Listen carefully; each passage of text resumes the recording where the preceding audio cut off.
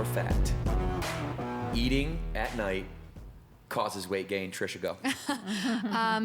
It's a myth. I almost said it's a hard myth. I know that I think, before I became a trainer, I was like consuming all this like nonsense, right? I think back in the day was like tabloid magazines telling you what you needed to eat. And I did a lot of education to understand. And it's all about how many calories you consume throughout the day, throughout the week, really is what you need to look at. It doesn't matter if you eat all your food at the end of the day. At 11 p.m., let's say I didn't eat any food all day, and then I was like, I'm starving at 11 p.m. If I ate, let's just call it 1,200 calories because I didn't eat all day at 11 p.m., and then I went to bed, I'm not going to gain weight at all because I ate at 11 p.m. It's all about your caloric intake and the energy units that you have inside your body. And again, time does not matter. Your body doesn't know time at all. It just knows how much you're feeding it. So I think that's the biggest misconception is people like read these things and they're like, oh, I can't eat at night because I'm going to gain weight. That's not true at all. Yeah, and then what will happen is people who are selling product will come up with some facts that they pull out of the world from peer-revised scientific journals to support their point and to make sales, and they'll sell you that this thing or this pill or this way of eating or this plan is like vastly going to like help you from a life like changing perspective or a transformational perspective. And a lot of that stuff is just transactional, and the reality is, like Trish is saying, is like 99.99% of human beings just need to consume a little bit less energy in a 24-hour period than they're burning. And so that way we create a deficit, and that way, we are slowly losing body fat and becoming healthier over time. So I couldn't agree with you more. Just for me, it's just a 24-hour rule. Like, doesn't matter, really doesn't matter. But there are papers that you can go pull that says it does matter. Okay, but my question is, to what extent does it matter? If it's 0.00001% more effective, is that something that we should really hang our hat on as a fundamental strategy that's going to move the needle if it's only 0.00001% effective? Probably not. I also think that there's, it could be go back to education for a second. If people think that they're gaining weight at night, like because of what they're eating at night, they might need to take a hard look at, because if you don't eat all day, you get home and you're starving, but you still had some food during the day, and then let's just say you're drinking alcohol on top of eating dinner, and you're starving again, so you're probably eating more than what you should have had on your plate, and then you like have a sweet tooth. So if you're not really sure on how to count your calories, I could see how people think that because of their eating at night, because they don't know how much they're actually eating, that's what's causing them to gain weight. So I think that there's just more education that needs to be shared around, how to count your calories, even though it's like, I always think of that meme. I don't know if you guys know of like the guy doing like all the algebra. All the math of like how many calories. But once you kind of get the basics, that's all you need is just a quick understanding. Then from there, you'll set yourself up for success. Day, do you have a relationship with food and timing? What's your I know that you really work hard on all aspects of fitness, mentally, physically, nutritionally. Yeah, this is a huge myth to me. I'll tell you, if I don't have food in my tummy, I'm not going to sleep. I'm just not. I'll lay in bed for hours and hours and hours until I finally get up and go eat something. I think what matters is the quality of the food that you're eating at night.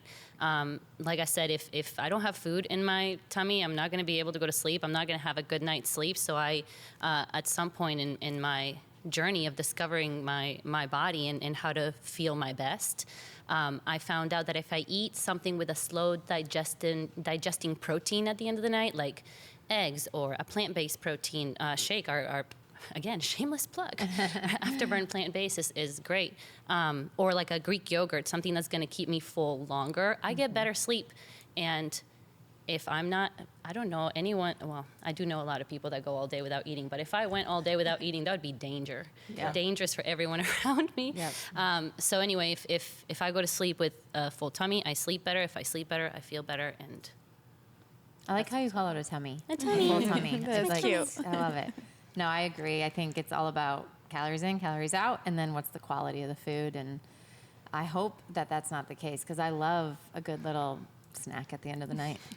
Devin knows this about me. Yes. It's either yogurt with some berries and some protein or some popcorn, which probably is not healthy, but it's my guilty pleasure. Well, popcorn oftentimes gets construed as healthy, but it's really high in the Probably glycemic index. Probably not the Empty kind that I have. calories. Yeah. I'm not going to lie, but So we could talk for a moment about I think this is a really important asterisk. I heard Trish mention this. So when we talk about alcohol consumption, that is the one thing during the day, if you're talking about timing and metabolism and physiological processes, that's the one thing that can interrupt it.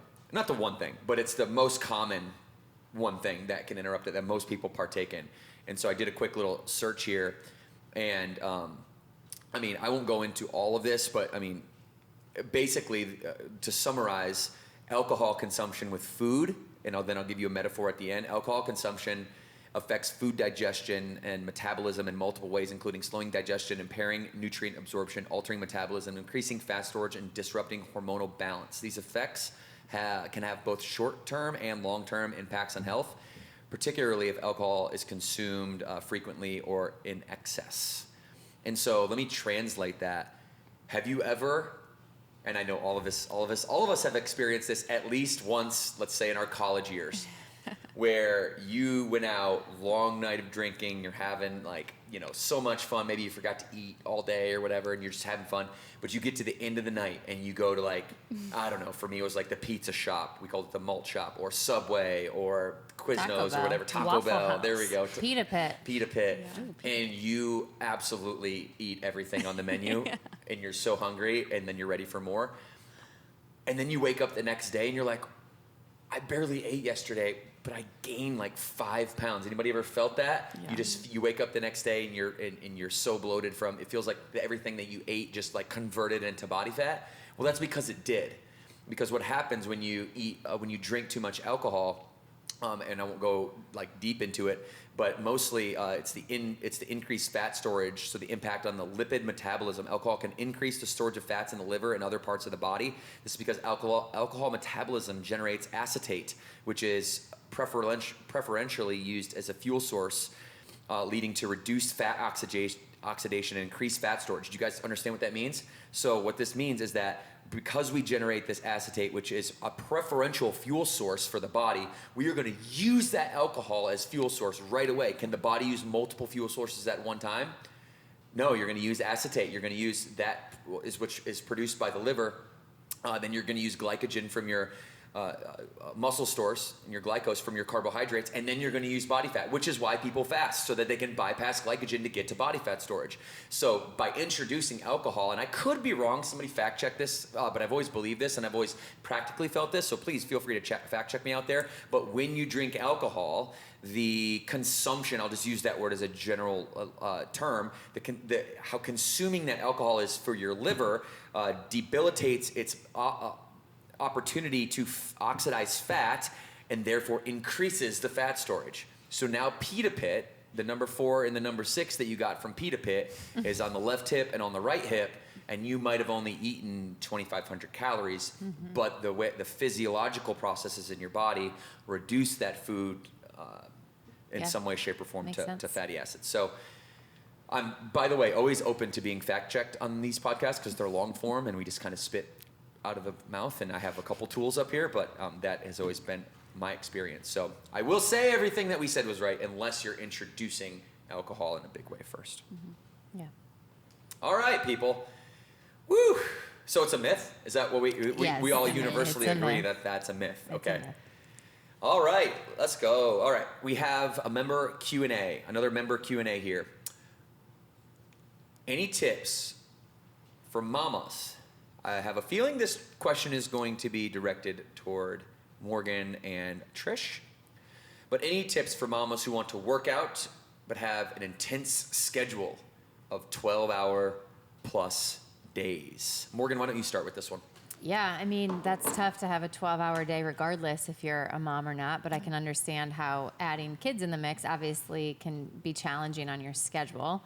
So the first thing I thought about was, where do you have the most energy, and can you wake up a little bit earlier and do that workout before your 12-hour shift ends? Because I would imagine at the end of a 12-hour shift, your energy is low. You're ready for maybe some decompression, and so finding those quick pops in the beginning of that shift would be my recommendation. And again, I'm gonna plug Burn on Demand, where we have quick camps, and we have different time frames that you can work out. So it really gives you a lot of different options, and you can do it right from home. And that's a great stair step into getting into the gym, where maybe you have more time to do it. But yeah, 12-hour shifts are tough. So I would say where your energy is the highest, whether that's before or after, is where you should find that window to pour into yourself first. Yeah, and I would just say for what I do, that's worked well for me is scheduling my workouts. Every Sunday I'll look at my schedule for work, my meetings, and then I'll look at the kids stuff. What do we have in the afternoons? Do they have student council at 7:00 in the morning? What does this look like? And I'll plot my workouts. If I don't do that, there's a chance that I will not go to as many camps as I had tried to go to. But if I do schedule my workouts and I actually make a commitment, I'm 9 times out of 10 gonna hit all of them. So that's what sets me up for success. I know 12 hours is a long day, and I don't know if that person has an opportunity to take a break during. I'm so glad that we have noon camp at Burn Boot Camp Lake Norman, because I can just pop up during my lunch break, get my workout in, and then go back to work.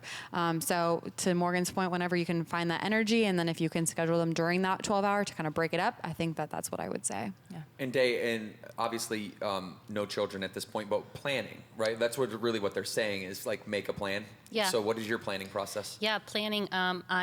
If I can't make it to noon camp at Lake Norman, I will.